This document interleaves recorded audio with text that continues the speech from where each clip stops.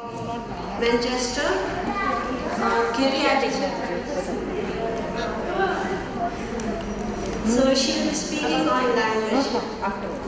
And the time starts now, it's 1:05. If you have questions, and I know many of you will, please ask me your questions whenever you see me. I'm very approachable and friendly, I think, and I'd be very happy to answer any questions that you have whenever you pass me by. Don't feel that you can't come and ask me questions, please do. I'm going to try and stick to time because it's late and we are all hungry. So I'll just get on with it now. So I'm going to briefly talk about language development for children with Down syndrome, just a very brief overview of what we know about language for our children. And I'm going to talk briefly about what we know affects language development for our children. But importantly, I'm going to try and focus on the strategies that we know can be used to support language development for children with Down syndrome, because I think that's what we're here for. So what do we know about vocabulary development? So this is what we know about the words that children learn. Well, we know that early vocabulary development is delayed, so all children with Down syndrome will have slower language development. From a very early age, those delays will be apparent. We also know, as we know, for all the development of all skills within this group of children, that we're talking about a group of children who differ extremely widely. So there's a huge range of individual variability in terms of the rate or the degree of difficulties that children will experience when they're learning a language.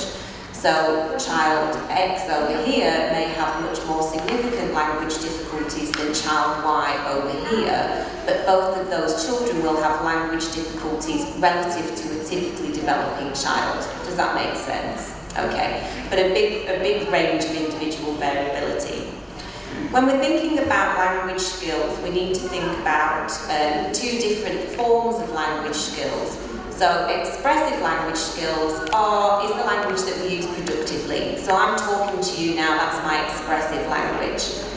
Receptive language is the language we understand. So you're using your receptive language skills at the minute. And these two things are not always synonymous with one another.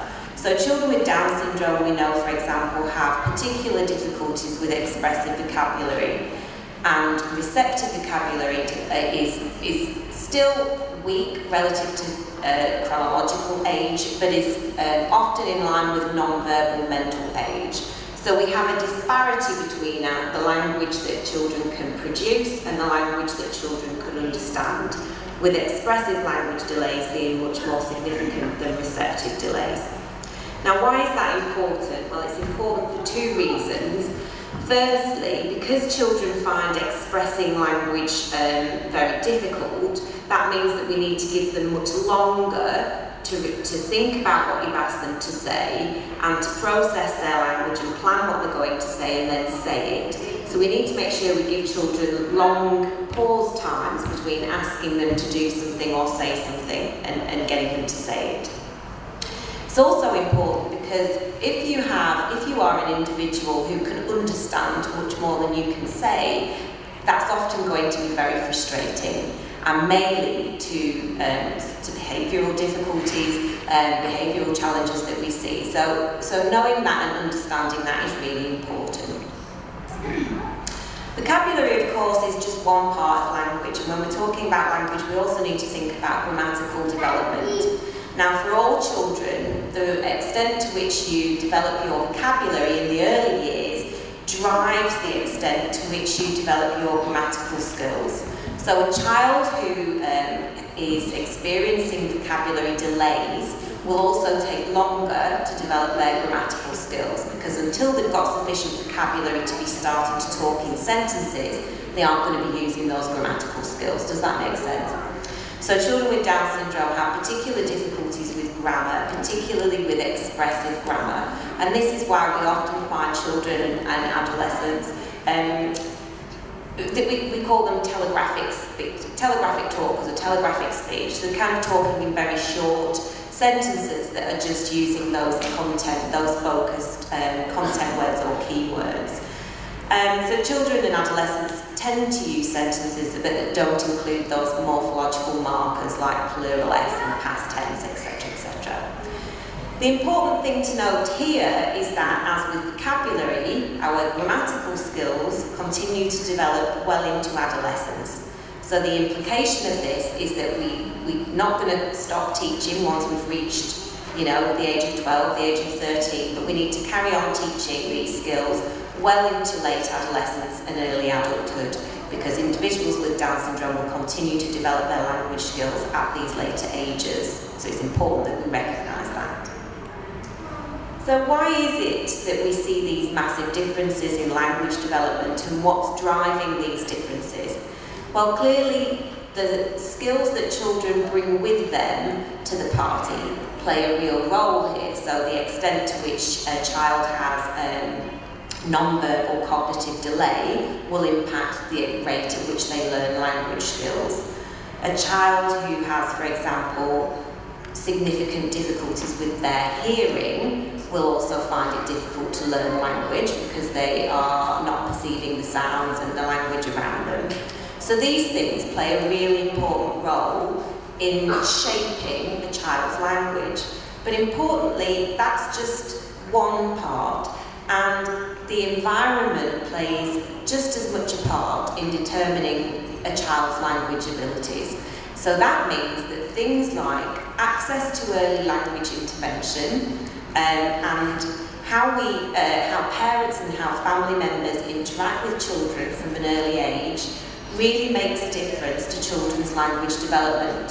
So this is not something, it's not the case that a child is born and their development is predetermined. We shape children through the experiences that we give them in the early years and through childhood, and through that shaping experience, children's language develops. So the experiences that we give them in those early years are really important. Okay, so what can we do to support language development? Well, the first thing to say here is that we're exposed to and that we learn language every day in natural situations as we talk to each other and as we interact with each other. When children are late to talk and aren't giving much talk back, so when they talk less to us, we often don't talk to them as much, and so they have fewer opportunities to learn the language and practice and develop those language skills. So the first thing to stress is that it's really important to talk to your child from a very early age, because that quality and the quantity of the parent-child talk really does influence language progress for all children. So not just for children with Down syndrome, but for all children. The amount of talk and the quality of the talk is really important for shaping language gains. In addition to that, so those kind of natural interaction patterns, children with Down syndrome really need extra learning activities, so structured, focused teaching to hear and to learn language and to shape language development. Language learning is something that begins very early in life, certainly in the first year, and continues throughout life. So the early years are a really important time to be working on these things. It's very exciting to see so many very tiny babies and very tiny children brought by parents here today, because you're really, great to be able to speak to you and get you doing some of these things from the very start. So there's a lot of evidence now to say that we know that parent interaction, family interaction is really important, and there's a lot of evidence now to suggest that parent training programs which focus on the pre-linguistic skills, this is before we expect children to be talking. So these are skills like eye gazing, gesture, the kind of pivotal skills like joint attention are really important to focus on in those very early pre-verbal years. And these kinds of parent training programs like the Hannon approach and responsive teaching, they all emphasise using natural interaction opportunities. So for example, meal times, bath time, those kinds of scenarios to work on these pivotal skills with children. And the main themes that are common across these approaches are things like responsive parenting, so being very attuned into your child's communication attempts. So for example, if your child is looking at something, focusing on what your child is looking at and using that as an opportunity to talk to your child about what they're interested in. Same with pointing, follow your child's lead, talk about what it is that they're pointing at and interested in. These kinds of activities or these kinds of interactions between parents and children can lead to really significant gains in early communication skills and in early vocabulary.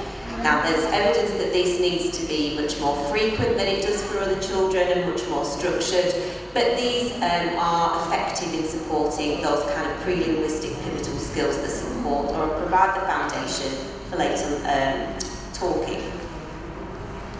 We also know that there's evidence that teaching sign language to children helps to give children an early boost with their vocabulary. So many children can sign words before they can say them. Signs are very visual, so they help to hold the child's attention and they support those verbal learning difficulties. And they can be a clue to the meaning of the word. And they can be used from a very early age. So signs can be important for supporting that early vocabulary growth. We also know, though, that signs are really only important or really only give children a boost up until the age of about 3. So if you have a group of signers and a group of non-signers, up until the age of about 3, your signers tend to have more productive vocabulary. After 4 years of age, there really aren't any differences. So if you're a parent who hasn't used sign and your child is 4 or 5, you don't need to panic. They aren't going to be any more delayed because of not using sign. Does that make sense? But it's a good way to get early vocabulary started.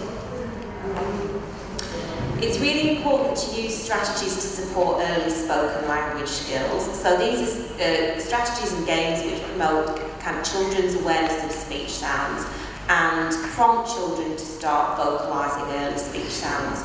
So vocal stimulation activities, things like using sound cards.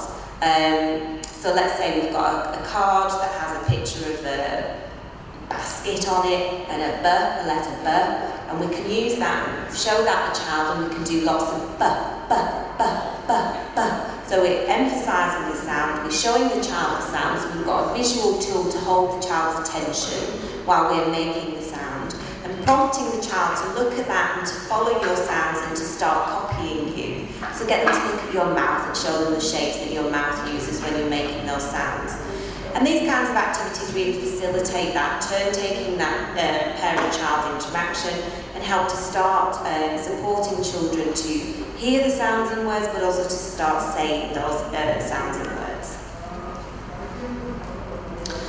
Then we need to think about starting to teach children early vocabulary. We've said that understanding of words comes before our ability to express new words. So we need to think about giving children new words for understanding as well as new words for saying. And they might be two different things because, as we've said, they're not often not parallel. So we may need to think about having targets for teaching that are aimed at both their getting new words, so understanding new words, but also new targets for new words we want them to be saying. How do we decide which words to teach? Well, there is a very useful resource published by Down Syndrome Education International, which are 3 vocabulary checklists, and these go through the first 800 words that we expect children to be able to understand, but also to be able to say. And these are really useful checklists to go through with your child, and they will help you to understand, identify which words your child already knows and which words your child's not yet got, so you can think, okay, well, these might be useful targets for me to teach. We've heard a bit today about how children have difficulties with verbal learning, but they have visual strengths. So make sure that when you're teaching vocabulary, we're really playing on those visual strengths to support learning new words with pictures, objects, hands-on activities, and we need kind of structured, focused practice to see gains. We also need to think about supporting grammatical skills, because we've said that those are a real difficulty for individuals with Down syndrome, and there's lots of different things that we can use to do that. Expansion and recast, for example, are really important when we're thinking about developing children's grammatical skills. So when we're using strategies like expansion, we're using what the child gives us, and we're just expanding that into a full grammatically correct sentence. So if the child says, for example, Daddy goed car, or Daddy goed work, we would say, yes, Daddy has gone to work. So we're just using what the child has said and transforming it into a full grammatically correct sentence that the child can hear and process and start to use. We can also use things like more structured, focused personal books, so developing a series of books around different grammatical structures that you want your child to use. So it might be a plural S book, for example, which has a picture of a duck and the word duck versus a picture of 3 ducks and the word ducks. So structured teaching to help support the learning of different grammatical skills. The last strategy that we know is really useful for teaching language for children with Down syndrome is using print. So print is a visual support. It's playing on the visual learning strengths of children with Down syndrome. We know learning from listening is hard. Learning from looking is easier for our children. So if we give children reading as a strategy to learn new language, then we're giving them another way in. So teaching children to read is really important, and I'm doing a talk first thing tomorrow morning on how we do that. So please do come along to tomorrow's talk on teaching reading. So the key messages, this is what I want you to have got from today's talk. I hope you've picked up on these key messages, is that children with Down syndrome have got difficulties learning language, okay? So they've got some problems with learning language. So we need to help them. We need to do that from an early age, and we need to do it for a long time, so we don't stop when we hit 13 or 15, we carry on into early adulthood and beyond, because they will continue to learn. We need to do it in structured daily teaching, so we need lots of practice, lots of opportunities to learn these skills, and there's lots of things we can do. So we can increase the quantity and the quality of our talk to children, we can play language games with them, we can teach them new vocabulary and grammar, and we can teach them to read. And by doing these things, we can help to support their learning.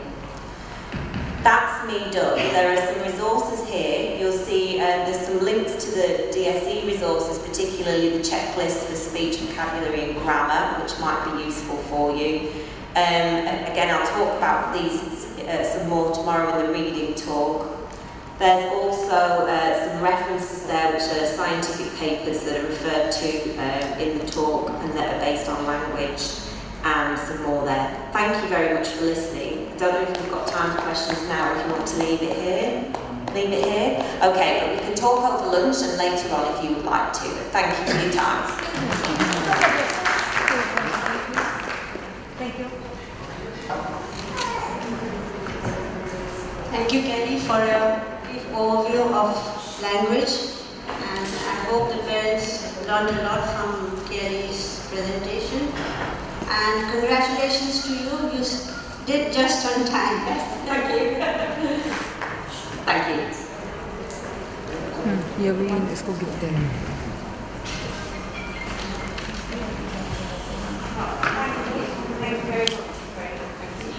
One second.